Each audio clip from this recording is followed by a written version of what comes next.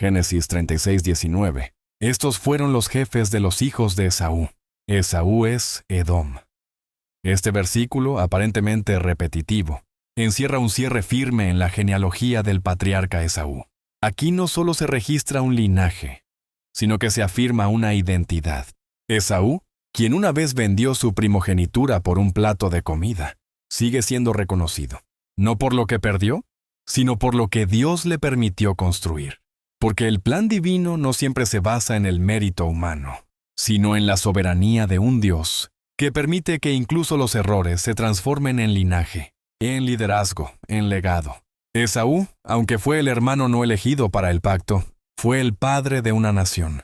Y este recordatorio, Esaú es Edom, reafirma que aún fuera del pacto principal, Dios sigue obrando con fidelidad.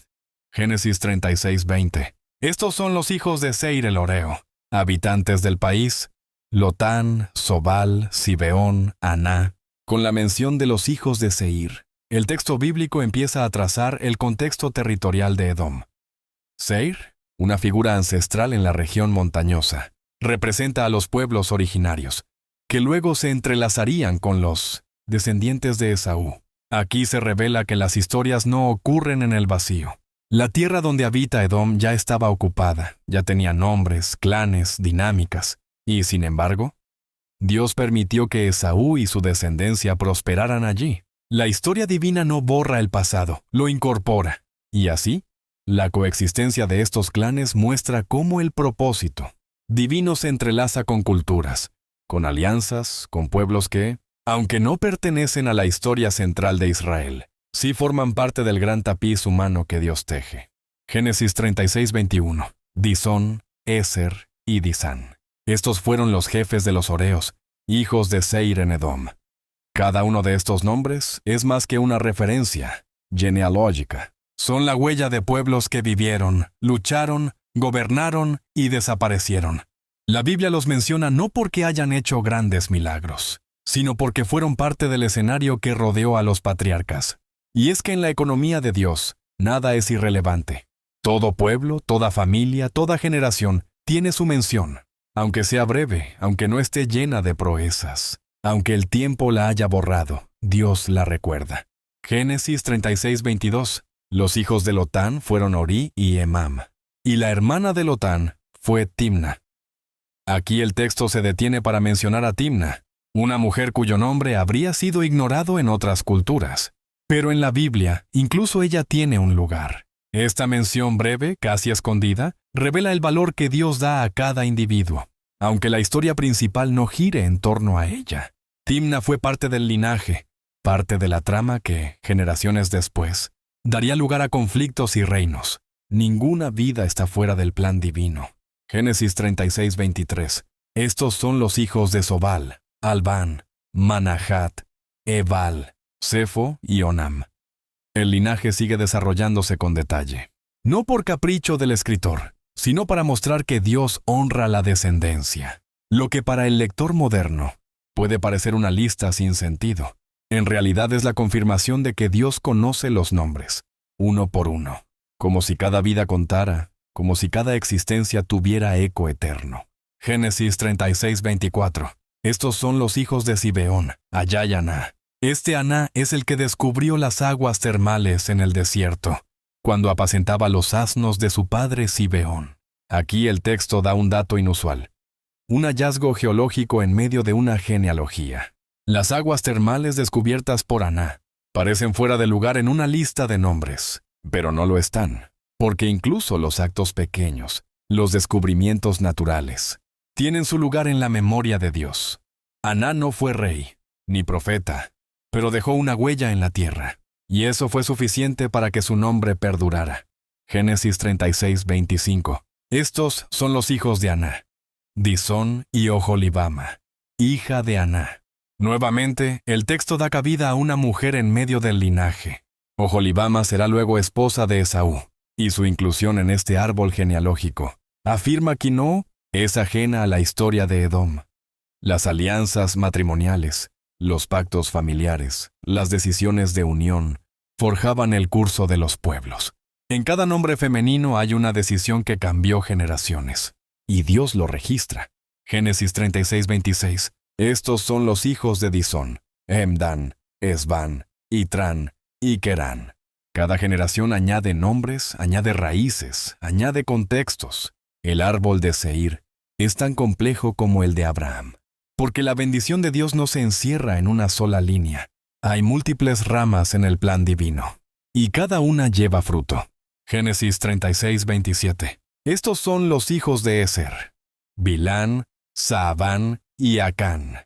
El nombre Acán también aparecerá en otros contextos bíblicos, y esto nos recuerda que los nombres viajan, se repiten, se transforman, pero cada mención aquí tiene peso, porque cada descendiente es testigo de que Dios permite a los pueblos construir legado. Génesis 36:28. Estos son los hijos de Disán: Uz y Arán. Uz, nombre que también llevará la tierra donde vivió Job, nos recuerda que los vínculos bíblicos muchas veces son geográficos y espirituales. Un nombre, una tierra, una vida, pueden tener más profundidad de la que imaginamos. Los descendientes de Disán también formaron parte de esa geografía donde la historia del sufrimiento y la fe se escribiría con lágrimas. Génesis 36:29. Estos son los jefes de los horeos: Lotán, Sobal, Zibeón, Aná. La repetición de los nombres reafirma su importancia. No es redundancia, es énfasis. Dios quiere que los recordemos, que no olvidemos que estas familias, aunque fuera del pacto abrahámico, tenían su papel. Eran líderes, jefes, figuras de autoridad en sus clanes. Y el liderazgo, cuando se ejerce con responsabilidad, honra a quien lo otorga. Génesis 36:30. Disón, Eser y Disán. Estos fueron los jefes de los horeos, por clanes en la tierra de Seir.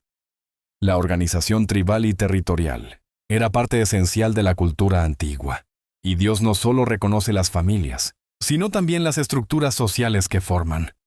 Cada clan tenía su rol, su tierra, su responsabilidad. La tierra de Seir no era un desierto sin historia, era una tierra con estructuras, y Dios la reconoce. Génesis 36:31. Estos son los reyes que reinaron en la tierra de Edom, antes que hubiera rey en los hijos de Israel. Este versículo es crucial. Antes que Israel tuviera un rey, Edom ya tenía una monarquía. Esto nos obliga a mirar con humildad la historia. El pueblo escogido, Israel, no fue el primero en todo, y sin embargo, fue el pueblo del pacto, porque lo que define el propósito de Dios no es el orden cronológico humano, sino la elección soberana del Creador. Génesis 36:32. Bela, hijo de Beor, reinó en Edom, y el nombre de su ciudad fue Dinabá. El registro de estos reyes de Edom confirma que la historia divina no está aislada de la política. Dios observa a los reyes, los nombra, registra sus ciudades. Cada capital, cada reinado, cada decisión forma parte de un tablero mayor. Y Edom, aunque separado de Israel, también tenía su historia bajo los cielos de Dios. Génesis 36:33. Murió Bela, y reinó en su lugar Jobab, hijo de Sera, de Bosra. La muerte y sucesión real muestran la fugacidad del poder humano. Un rey muere, otro ocupa su lugar, pero solo el nombre permanece, y Dios lo recuerda. Bosra sería en siglos posteriores una ciudad de juicio profético, pero aquí es el origen de un rey, porque los lugares también cambian con el tiempo. Génesis 36:34. Murió Jobab, y reinó en su lugar Husam, de la tierra de Temán. Temán, un lugar de sabiduría según los profetas, aparece aquí como cuna de un rey. Cada rincón geográfico en la Biblia tiene un eco posterior. Lo que ahora es un dato, luego será una profecía, una historia, una lección. Dios prepara los lugares mucho antes que entendamos su propósito. Génesis 36:35. Murió Husam, y reinó en su lugar Hadad, hijo de Bedad, el que derrotó a Madián en el campo de Moab. Y el nombre de su ciudad fue Avit. Este Hadad no fue un rey pasivo, fue un guerrero, un vencedor. La mención de su victoria muestra que incluso fuera de Israel, Dios permite batallas y triunfos, porque su soberanía se extiende más allá de las fronteras del pueblo escogido. Cada nación vive bajo su mirada. Génesis 36:36. Murió Hadad, y reinó en su lugar Samla de Masreca, Y con este nuevo rey, el ciclo de las coronas continúa. Uno muere, otro asciende. Y el trono, símbolo de poder, es también recordatorio de que todo pasa. Masreca, su ciudad, pudo ser insignificante pero dio un rey. Y eso basta para que sea parte de la historia divina. Génesis 37:1. Jacob habitó en la tierra donde su padre fue forastero, en la tierra de Canaán. Aquí comienza una nueva etapa, cuando el foco vuelve a Jacob y a su familia. Ya no es la historia de Edom, sino del pueblo escogido. Jacob ya no es recién llegado. Ha echado raíces. Vive en Canaán como ciudadano, como propietario, como padre de una familia numerosa. En esta tierra se desarrollarán sueños, conflictos, traiciones y redención. Es la escena del gran drama que cambiará la historia de Israel para siempre. Génesis 37:2.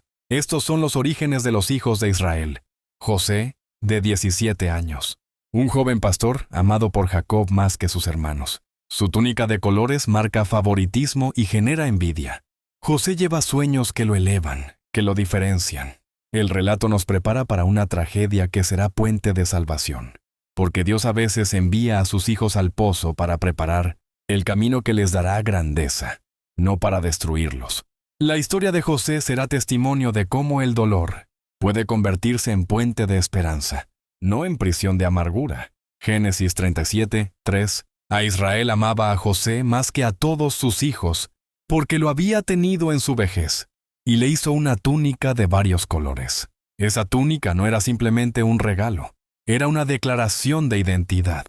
Jacob viste a José con un símbolo de honor y distinción, pero en un escenario espiritual, esa distinción se convierte en semilla de división. El favoritismo de un padre puede quebrar la unidad familiar. El acto de vestir a José es al mismo tiempo un acto que separa.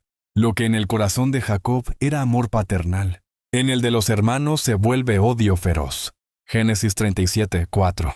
Cuando sus hermanos lo vieron, lo odiaron, y no podían hablarle pacíficamente. La palabra pacifica no describe indiferencia, describe imposibilidad de coexistir. El odio de los hermanos nace del dolor del rechazo, de la humillación comparativa, del dolor convertido en reacción. Ver a José es ver el favoritismo hecho carne, y eso hiere. Así se configura la tragedia, amor que separa, disgusto que se convierte en odio. El alma humana es así. Lo que hiere a menudo responde con violencia, no con diálogo.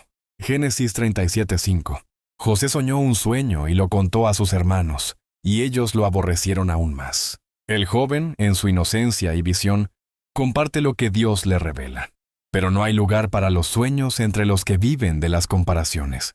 Ellos interpretan ese sueño como arrogancia. No lo reciben como vista divina, lo rechazan. Porque un sueño puede herir más que una daga. Viene con promesa, pero también con peligro. Génesis 37:6. Y les dijo: Oíd ahora este sueño que he soñado. He aquí que estábamos atando gavillas en medio del campo, y la mía se levantó y también estuvo en pie. Y he aquí que vuestras gavillas la rodeaban y se inclinaban a mi gavilla. El sueño visualiza dominación y abajamiento. José es el centro, y ellos lo rodean como si quisieran decir: te obedecemos. En lo espiritual es la revelación del propósito.